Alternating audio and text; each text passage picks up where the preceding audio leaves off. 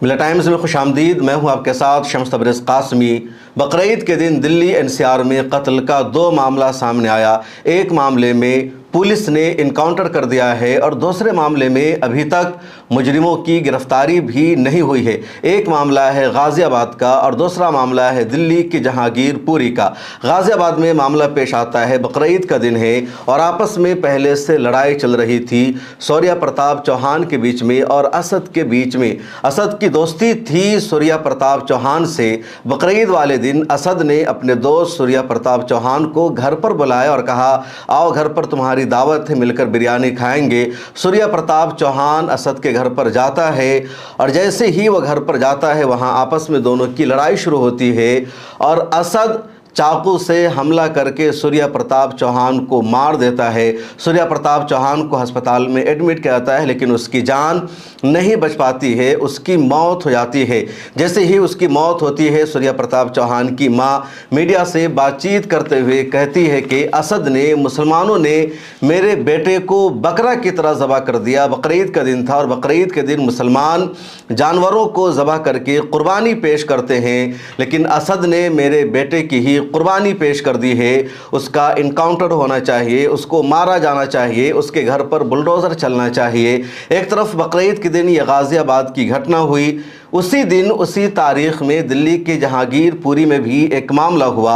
अरबाज नाम का एक नौजवान अपने दोस्तों के साथ बैठा हुआ था। उसने एक छोटे हिंदू लड़के से कहा, तुम दुकान पर जाओ और सिगरेट ख़रीद कर ले आओ। छोटा लड़का, वो हिंदू बच्चा था, तकरीबन 10-11 साल उसकी एज रही होगी। उसने जवाब दिया, क्या मैं तुम्हारे बाप का नौकर हूँ कि तुम्हारा काम करूँगा, तुम्हारे लिए सिगरेट लेकर आऊँगा।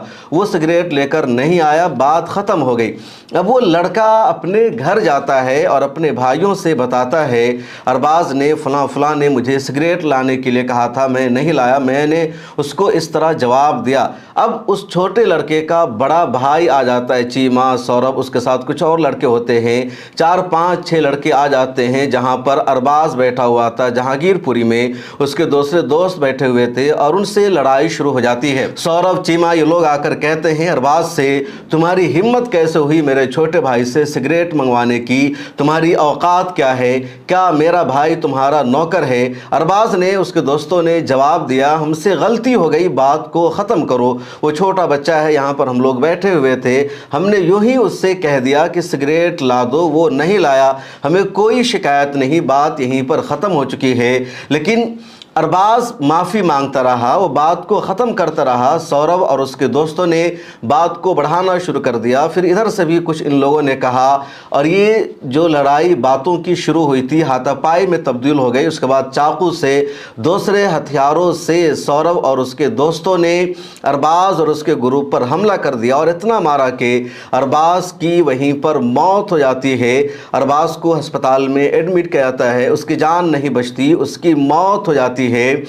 पुलिस में पूरा मामला पहुंचता है। पुलिस ने बताया कि सौरभ इसमें शामिल है, चीमा शामिल है, देबू शामिल है, कुछ और लड़के शामिल हैं। कुछ को पुलिस ने डिटेन किया है, गिरफ्तार किया है, लेकिन सौरभ को असल मुजरिम बताया जा रहा है, सौरभ ही असल कातिल है। अभी तक सौरभ की गिरफ्तारी नहीं हुई है।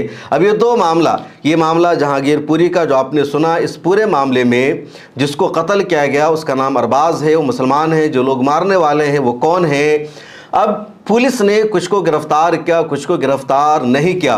किसी का इनकाउंटर नहीं हुआ है, किसी के घर पर बुलडोज़र नहीं चला है और मीडिया में इस खबर का कहीं कोई तस्करा नहीं है। दूसरी तरफ गाज़ियाबाद का मामला है। गाज़ियाबाद के खोड़ा थाना इलाके में सूर्या चौहान रहता था और वहीं असद की फैमिली भी रहती थी, मदरसे वाली गली कहलाती है। अब जब सूर्या चौहान का कत्ल हो जाता है असद के हाथों, तो मीडिया में इस खबर पर कल से हंगामा बरपा है। तमाम हिंदुवादी संगठन के जो लीडर्स हैं वो सब गाज़ियाबाद में डेरा डंडा डाल चुके हैं। पुलिस पर प्रेशर बनाया गया और फाइनली पुलिस ने आज सुबह सुबह इनकाउंटर करके असद को मार दिया।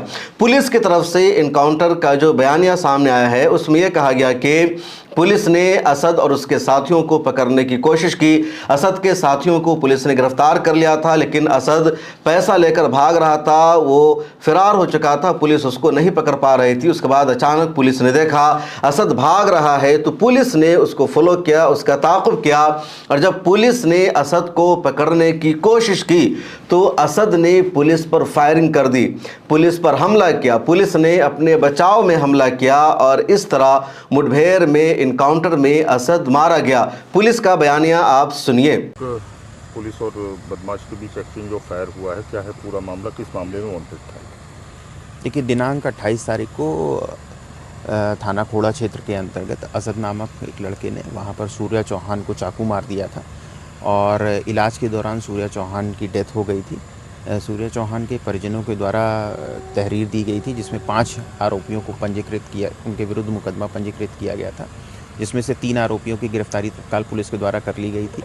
इसमें जो मुख्य आरोपी था असद, वो फरार था, उसके ऊपर 50,000 रुपये पुरस्कार की घोषणा की गई थी। आज पुलिस को ये सूचना प्राप्त हुई थी कि असद अपने कुछ साथियों से मिलने जा रहा है और उनसे पैसे लेकर के वो बाहर कहीं भागने की फिराक में है। तत्काल इस सूचना के आधार पर एसीपी इंदिरापुरम के नेतृत्व में थाना खोड़ा और थाना इंदिरापुरम की टीम लगातार यहाँ पे कॉम्बिंग कर रही थी और बैरिकेड लगाकर चेकिंग का भी अभियान चलाया गया था।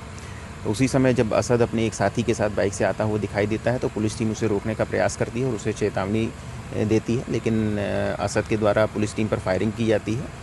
प्रत्युत्तर में, प्रतिरक्षा में पुलिस टीम के द्वारा भी जवाबी फायरिंग की जाती है जिसमें असद को गोली लगती है। तत्काल असद को चिकित्सा हेतु, इलाज हेतु नज़दीकी हॉस्पिटल भेजा जाता है। इस पूरे एक्सचेंज ऑफ फायर में हमारा एक कांस्टेबल है थाना खोड़ा का, वो भी घायल होता है, उसको भी पुलिस द्वारा तत्काल अस्पताल भेजा जाता है। इस पूरे घटनाक्रम में जो असद का एक साथी था वो भागने में कामयाब होता है और घटनास्थल से असद की जो बाइक है वो बरामद हुई है और एक कंट्रीमेड पिस्टल भी बरामद हुआ है। इस पूरे घटनाक्रम में आगे की जो भी अग्रिम विधिक कार्रवाई है वो पुलिस के द्वारा की जा रही है। सर, विवाद किस वजह से हुआ था, किस वजह से चाकू मारा गया? देखिए, प्रारंभिक जांच में जो तथ्य सामने आया था कि बाइक चलाने को लेकर इनके बीच में कुछ दिन पूर्व में विवाद की स्थिति बनी थी। 28 तारीख को जब ये लोग साथ में इकट्ठा हुए तो वो विवाद की स्थिति बढ़ गई थी और इसी में आवेश में आकर के असद के द्वारा चाकू से हमला किया गया था।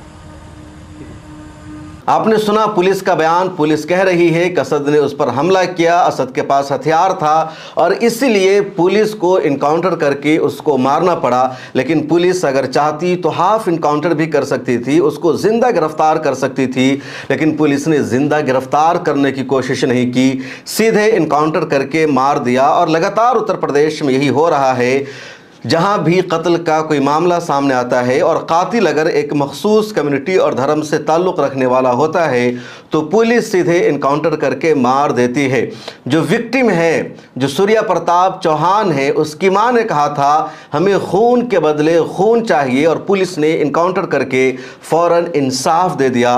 दूसरी तरफ जहांगीरपुरी का मामला है, सौरभ जो असल मुजरिम है और अरबाज के भाई कह रहे हैं कि सौरभ ही पूरे ग्रुप का जिम्मेदार है, अभी तक उसकी गिरफ्तारी भी नहीं हुई है। अब दूसरा मुतालबा यह हो रहा है कि गाजियाबाद में असद का जो घर है उसको बुलडोज कर दिया जाए, उसको डेमोलिश कर दिया जाए। सच्चाई यह है कि असद और सूर्या प्रताप चौहान के बीच की जो लड़ाई है, इस लड़ाई में कोई कम्युनल एंगल नहीं है, कोई रिलीजन का मामला नहीं है, बल्कि दोनों की आपसी लड़ाई थी। सूर्या प्रताप चौहान और असद दोनों दोस्त हुआ करते थे, दोनों का आपस में ताल्लुक था और 6 महीना पहले दोनों के बीच में किसी बात पर लड़ाई हुई थी। असद ने कहा था हम बदला लेंगे, सूर्या प्रताप चौहान ने भी असद को धमकी दे रखी थी, दोनों में ताल्लुकात भी अच्छे हो गए थे और इसी ताल्लुकात की बुनियाद पर असद ने बुलाया था। अब हिंदुत्ववादी तंजीमों ने, दक्ष चौधरी ने, पिंकी चौधरी ने, इस पूरे ग्रुप ने इस पूरे मामले को कम्युनल एंगल देना शुरू कर दिया है। इन लोगों ने वहां जाकर डेरा डंडा डाल दिया है और पूरे माहौल को खराब करना शुरू कर दिया है। इस पूरे मामले में सबसे ज्यादा सवाल उठ रहा है पुलिस के इनकाउंटर पर।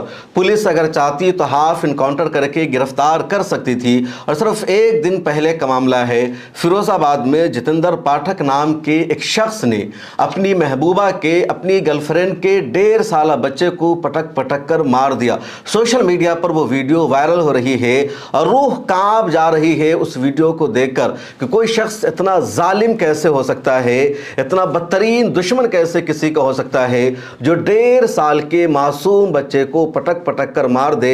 आप विजुअल स्क्रीन पर देख सकते हैं, सड़क पर जितेंद्र पाठक 1.5 साल के बच्चे को पटक रहा है, मार रहा है। और जब ये पूरा मामला वायरल हुआ, पुलिस तक शिकायत पहुंची, तो पुलिस ने जितेंद्र पाठक का इनकाउंटर करके कत्ल नहीं किया, बल्कि पुलिस ने हाफ इनकाउंटर किया। और फुल इनकाउंटर हाफ इनकाउंटर की तशरीह भी अलग अलग होती है। पुलिस को अगर किसी मुजरिम को गिरफ्तार करना होता है, उसकी जान बचाना होता है, तो पुलिस पाँव में गोली मारती है, रबड़ की गोली का इस्तेमाल करती है और इस तरह मुजरिम गिरफ्तार हो जाता है। लेकिन पुलिस को अगर किसी को मारना होता है तो पुलिस फिर पाँव पर गोली नहीं मारती है या रबड़ का गोली पुलिस इस्तेमाल नहीं करती है, बल्कि सीधे सीने में गोली मारी जाती है, सर में गोली मारी जाती है, कहीं और शूट किया जाता है और जो मुजरिम होता है, जो आरोपी होता है, वहीं पर ढेर हो जाता है।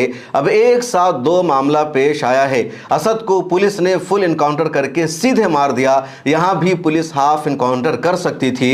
दूसरी तरफ नाम जितेंद्र पाठक है, जिसका जुर्म सबसे ज़्यादा संगीन है, तो हाफ इनकाउंटर करके उसको गिरफ्तार किया गया। एक और अहम तरीन खबर मेरठ से सामने आई है।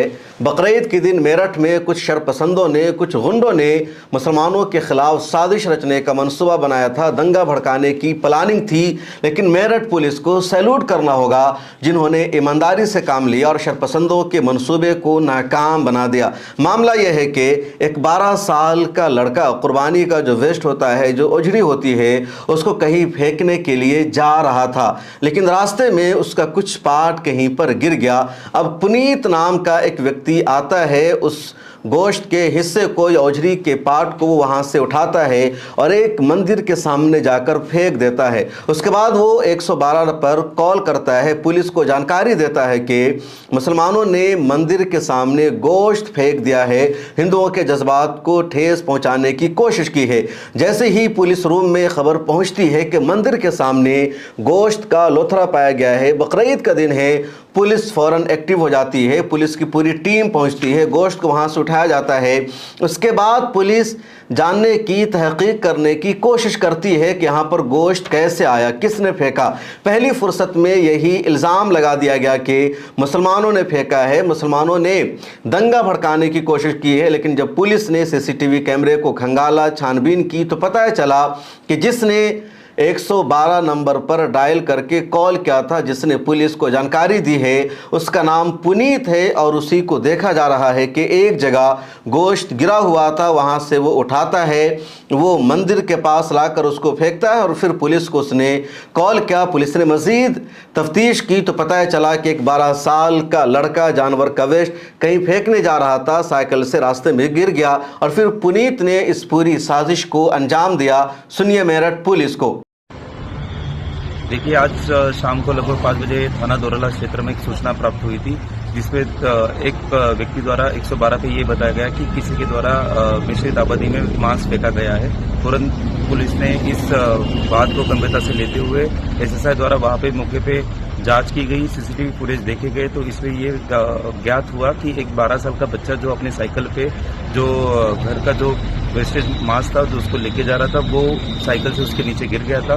जिस व्यक्ति द्वारा 112 पे सूचना दी, इसी व्यक्ति द्वारा उस मांस को उठा के अन्य जगह पे रखा गया, जिसके कारण इस तरह से वो पुलिस को गुमराह कर सके। तो पुलिस अभी फिलहाल थाना दोरला पुलिस के द्वारा पुलिस को गुमराह करना, साथ में ऐसे माहौल बिगाड़ने का प्रयास करने की स्थिति में सुसंगत धाराओं में मुकदमा पंजीकृत कर आगे की विधिक कार्रवाई की जा रही है। तो ये मामला है, लगातार इस तरह के वाक़ात पेश आ रहे हैं। अभी 2 दिन पहले का मामला है, राजस्थान के एक इलाके में इसी तरह हुआ था। चमड़े को मंदिर के सामने फेंक दिया गया, इल्ज़ाम मुसलमानों पर लगा दिया गया। बाद में पता चला कि 2 हिंदू नौजवानों ने इस तरह की साजिश को अंजाम दिया था। बकरीद के मौका पर शरपसंदों ने, हिंदुत्ववादी तंजीमों ने पूरी प्लानिंग की थी, पूरी कोशिश की थी मुसलमानों के खिलाफ दंगा भड़काने की, मुसलमानों को ज़्यादा से ज़्यादा जेल में भेजने की, मुसलमानों के खिलाफ कत्ल का मंसूबा बनाने की। लेकिन मुसलमानों की हिकमत अमली ने इस पूरी साजिश को, पूरी कोशिश को नाकाम बना दिया। मुसलमानों ने जब देश भर में ये ऐलान किया, हम गाय को ज़बह नहीं करेंगे, गाय की कुर्बानी नहीं करेंगे, गाय को नेशनल एनिमल करार दो, तो इनका पूरा एजेंडा नाकाम हो गया, क्योंकि गाय के नाम पर ये कुछ नहीं कर सकते थे। तो उसके बाद इन लोगों ने दूसरा तरीका अपनाना शुरू कर दिया, गाय का गोश्त कहीं फेंकना शुरू कर दिया, कहीं बकरा की कुर्बानी पर पर इन लोगों ने विवाद खड़ा किया, लेकिन प्रशासन ने भी जिम्मेदारी से काम लिया है। अब गाजियाबाद का जो मामला है पहला नहीं है, लगातार इस तरह के मामले सामने आए हैं। अगर किसी मुसलमान का कहीं पर कत्ल हो जाता है तो उसके कातिलों को गिरफ्तार नहीं किया जाता, उसको आज़ादी दे दी जाती है। और अगर किसी कत्ल में मुसलमान मुलविस होता है, मुसलमान मुलजिम होता है, तो फिर अदालत से फैसला सादिर होने से पहले ही, उसका जुर्म साबित होने से पहले ही उसका इनकाउंटर कर दिया जाता है, उसके घर को बुलडोज कर दिया जाता है। और ये अदालत की धज्जियां उड़ाने वाला काम होता है। ऐसा लगता है कि इस देश में अदालत की अब कोई हैसियत नहीं रह गई है, सरकार जो चाहे जैसे चाहे फैसला करे। अब एक और खबर सामने आई कि गाजियाबाद में सूर्या चौहान के घर तो वहां के एक मिनिस्टर पहुंच गए, लेकिन किसी मुसलमान का कत्ल होता है तो उनके घर में कोई मिनिस्टर नहीं पहुंचता। अभी 15 दिन पहले का मामला है, दिल्ली के त्रिलोकपुरी में अयान सैफी का कत्ल हो गया और उसकी मां चीखती रही, चिल्लाती रही, वहां का लोकल एमएलए भी उनके घर नहीं गया। इस वीडियो में इतना ही। मिला टाइम्स को देखते रहिए। मिला टाइम्स का काम अगर आपको पसंद आता है तो हमें सब्सक्राइब कर लीजिए। फिर मुलाकात होगी।